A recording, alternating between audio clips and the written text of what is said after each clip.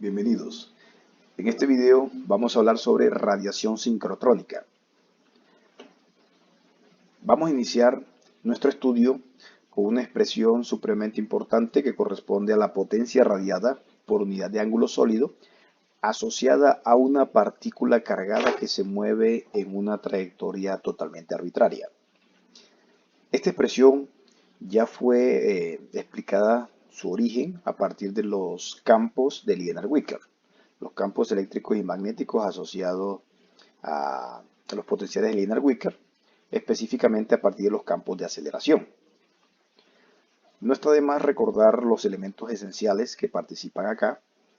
Notemos que esta potencia radiada por unidad de ángulo sólido está en términos de un vector R que se está evaluando. Toda esta cantidad se está evaluando en el tiempo retardado. Es decir, el tiempo en el cual la partícula emite la radiación que es detectada posteriormente en un punto de observación determinado, R, en un instante t.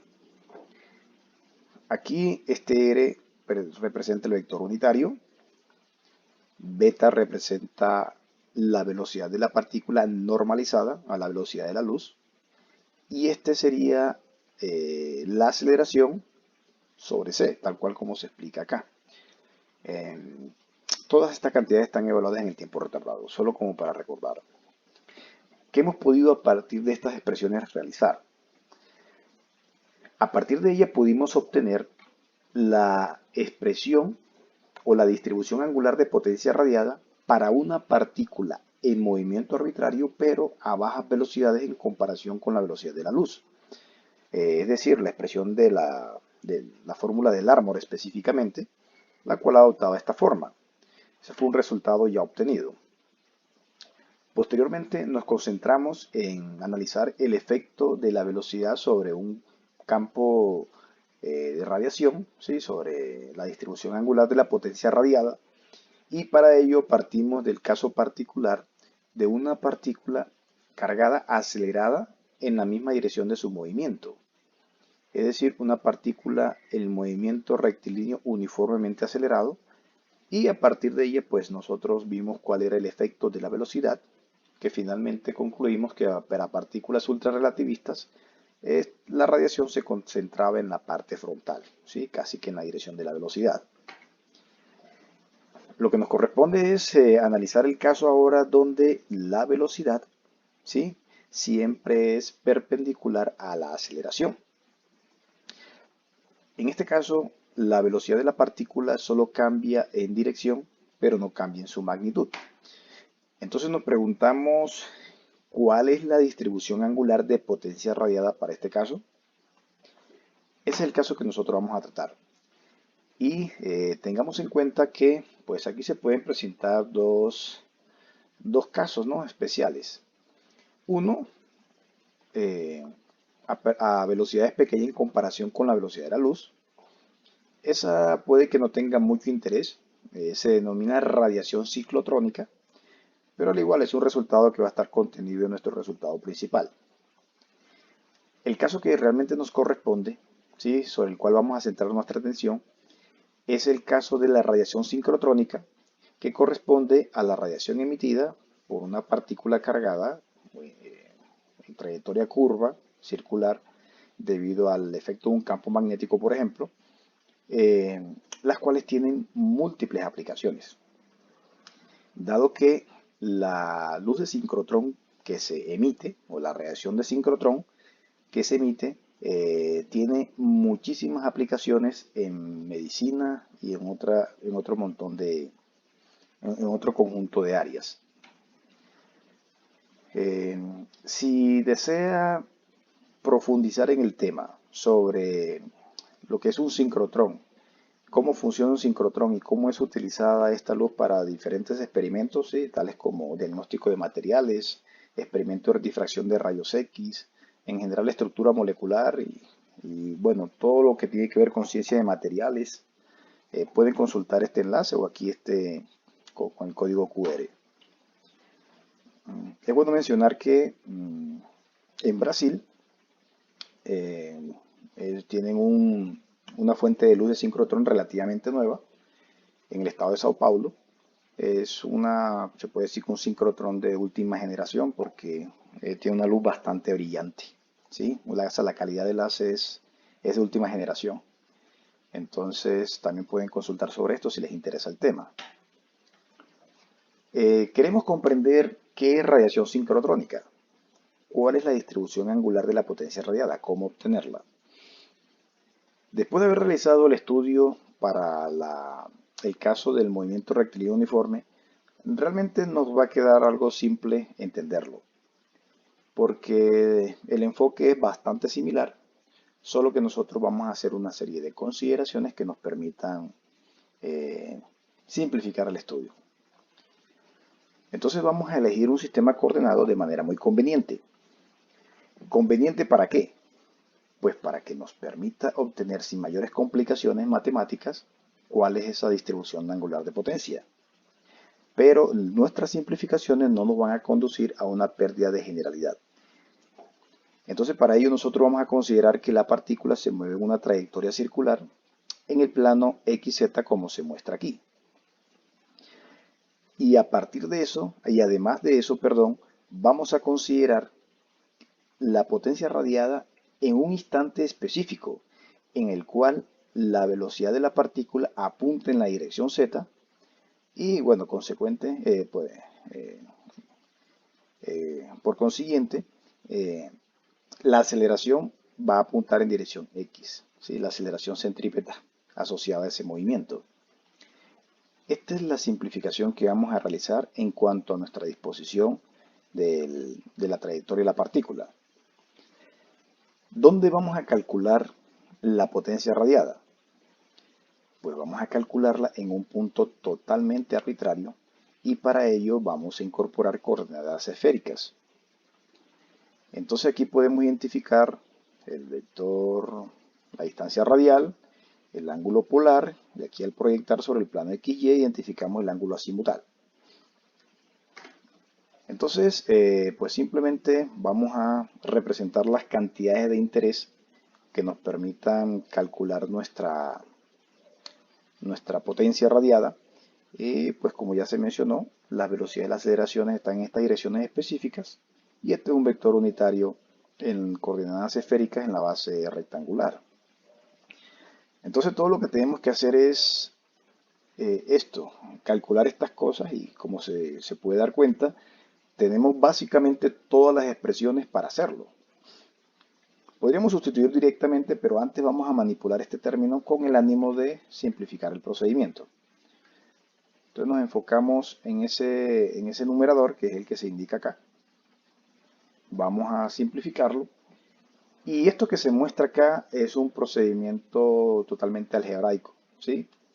Se utilizan algunas identidades vectoriales, específicamente esta, y aquí pues se realizan los productos puntos. Ahí usted puede comprobar fácilmente cada uno de los pasos presentados, los pongo ahí por referencia para que no vaya a perder tiempo en la derivación y se concentre en lo realmente esencial.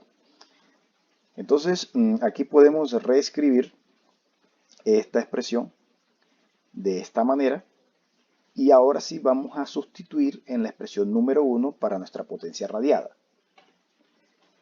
De esa manera, nosotros vamos a obtener lo que estamos buscando, que es la distribución angular para este caso.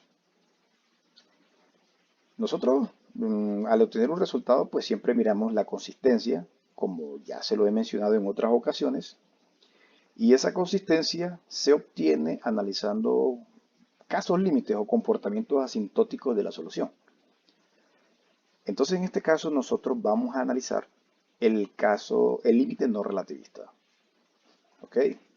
Una partícula cuya velocidad tiende a 0, o sea, gamma tiende a 1, o bien puede ser una partícula que esté instantáneamente en reposo, o sea, velocidad igual a 0, pero cuya aceleración sea diferente de 0.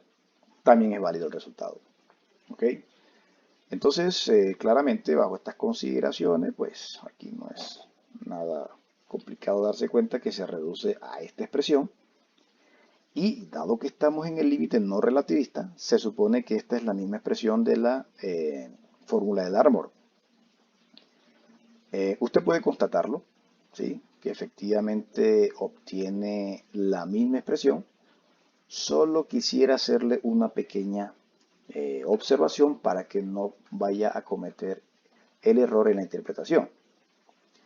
Y es que en la fórmula del árbol que nosotros tuvimos en videos anteriores, el ángulo teta era un ángulo de referencia que se tomaba respecto al vector de aceleración.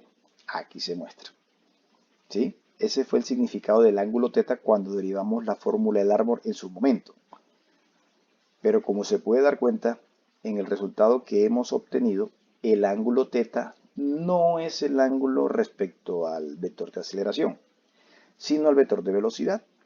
Y por eso es que aquí aparecen dos dependencias, una con teta y otra con phi, pero al graficar esa distribución angular de potencia radiada, usando cualquier graficador o por técnicas de graficación convencionales, usted va a poder comprobar que en ambos casos le da la dona.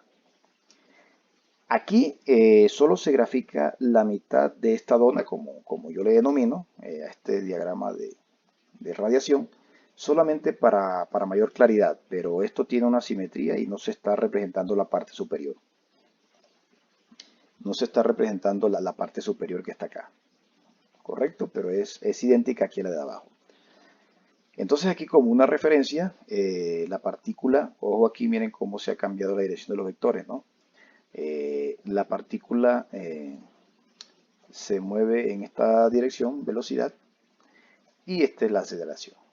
Entonces, digamos que el resultado es consistente con la fórmula del árbol.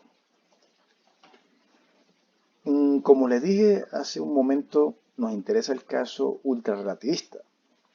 Y es bueno analizar la transición que se produce del caso no relativista al caso relativista, e incluso ultrarrelativista. Se puede apreciar claramente el efecto de la velocidad. Podemos notar algo. Este diagrama de radiación se ve distorsionado en la parte frontal, en donde se va incrementando considerablemente la potencia radiada en la dirección en la cual se mueve la partícula. Recuerde que la partícula se mueve hacia acá, en esta dirección. Aquí es lo mismo, solo que no dibujé los vectores. Hacia acá va la velocidad y hacia acá la aceleración. Entonces miremos, conforme aumenta la velocidad, la intensidad prácticamente se concentra en la parte frontal. Un resultado similar nosotros hayamos obtenido también para el caso de la aceleración lineal. Mire, es decir, que toda esta potencia se estaba concentrando aquí en la parte frontal.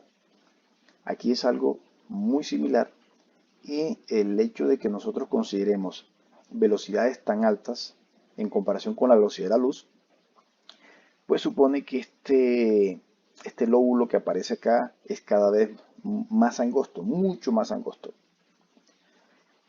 Entonces, conforme la partícula describe su órbita circular, es como si tuviese una linterna en el frente y fuese alumbrando todo a su paso, ¿correcto? En su trayectoria circular. Esa es la situación. Y como les dije, ¿qué pasa en el caso ultrarrelativista? En el caso ultrarrelativista, gamma es muchísimo mayor que 1, ¿correcto? Muchísimo mayor que 1. Y pues aquí aparece un factor 1 menos beta coseno de teta, en donde claramente está la influencia de la velocidad, ¿sí? Es decir, aquí se puede ver cómo la velocidad que participa aquí y acá distorsiona la distribución angular de potencia radiada. Entonces, pues se hacen las aproximaciones del caso precisamente considerando que la potencia prácticamente va a estar en un ángulo muy estrecho, lo cual nos permite hacer aproximaciones en series de potencia alrededor de θ igual a 0 para considerar ángulos pequeños, y a su vez beta del orden de 1. Esta aproximación ya se discutió en el video anterior, ¿sí? En el video de la potencia radiada por una partícula acelerada uniformemente. Ya lo hicimos, no lo vamos a repetir.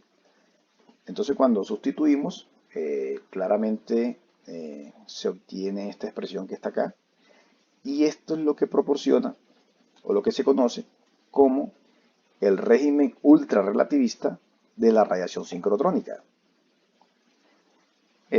Aquí pues claramente puede identificar los ángulos, correcto, y tiene básicamente un comportamiento como fue descrito acá, pero muy angosto, ¿ok?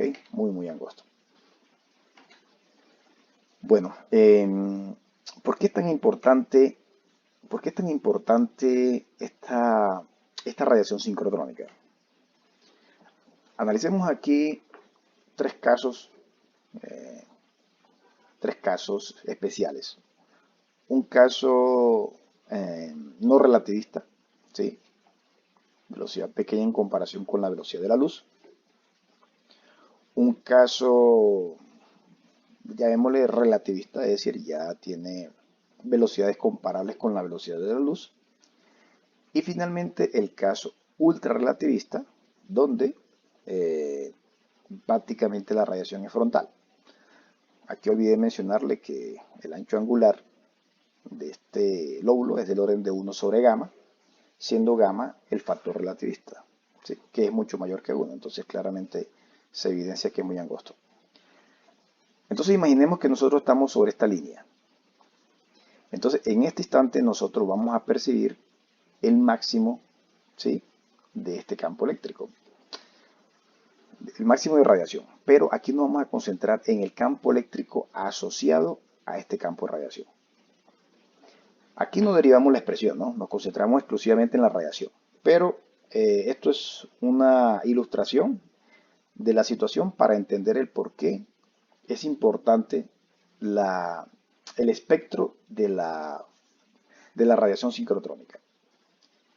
Entonces, si detectamos el campo eléctrico en un punto por acá, en el tiempo nosotros vamos a detectar un campo totalmente armónico, ¿sí? Al ser totalmente armónico, cuando calculamos el espectro, de potencia radiada, pues al ser esto una función armónica, nosotros vamos a encontrar una sola función, ¿sí? En este caso particular, nosotros vemos que la radiación ciclotrónica, es decir, a bajas velocidades en comparación con la velocidad de la luz, la frecuencia de emisión es simplemente la frecuencia de giro de la partícula en el campo magnético. Una sola frecuencia. Esto por análisis de Fourier, a sacar la transformada de Fourier. Pero bueno, cuando nosotros, bueno, la transformada de Fourier la módulo al cuadrado, para ser preciso acá. Cuando nosotros consideramos este efecto ya, pues claro que se alcanza o se empieza a distorsionar la función armónica, entonces empiezan a contribuir otros armónicos acá, ¿sí? Y conforme se hace más angosto, entonces recuerde que cuanto más angosta es una función en el tiempo, más extendida es en el espacio de Fourier, en el espacio frecuencial. Entonces es por eso que conforme la partícula se acerca a la velocidad de la luz, esto prácticamente tiende a funciones delta, es muy angostico aquí en el tiempo, entonces aquí va a ser bastante extendido. Eso es lo que sucede. Entonces, para las partículas extremadamente relativistas, el espectro de frecuencias es mucho más complejo y puede extenderse a muchas veces la frecuencia de giro, como se aprecia aquí. Esta es la expresión que representa esta es la distribución espectral de la potencia radiada por una partícula relativista. Aquí estamos hablando de 0.8 veces la velocidad de la luz. Y básicamente podemos ver que hay una línea punteada que es continua, pero dentro tiene unas contribuciones discretas, es decir, el espectro es discreto como ya se mencionó acá. Entonces está normalizado a esa frecuencia fundamental que correspondía a la frecuencia de giro, a la frecuencia ciclotrónica. Entonces nosotros vemos acá que tenemos una contribución de múltiplos de esa frecuencia. Son funciones de delta Dirac acá, pero su envolvente sí nos da o nos proporciona la forma del espectro continuo cuando nosotros consideramos una radiación electromagnética que abarca básicamente todas las frecuencias. Entonces, el hecho de que se pueda contar con estas frecuencias específicas es lo que permite las aplicaciones, las diversas aplicaciones, porque usted prácticamente lo que tiene son haces coherentes. La radiación sincrotónica también es generada por objetos astronómicos, es decir, existen, eh, es un fenómeno que se da, que se presenta no solamente a nivel de laboratorio controlado, sino que está presente en la misma naturaleza. Como se mencionó, siempre que tengamos partículas relativistas afectadas por campos magnéticos, cuanto más intenso, pues mejor, porque si intensificamos el campo magnético, pues va a disminuir el radio de curvatura, la partícula va más acelerada y por consiguiente va a radiar más potencia electromagnética. Entonces, aquí se presenta, por ejemplo, eh, una imagen del telescopio Hubble de un jet astrofísico, ¿sí? De la galaxia elíptica M87. Entonces, lo que se ve aquí es precisamente un efecto de radiación sincrotrónica, emisión de radiación sincrotrónica.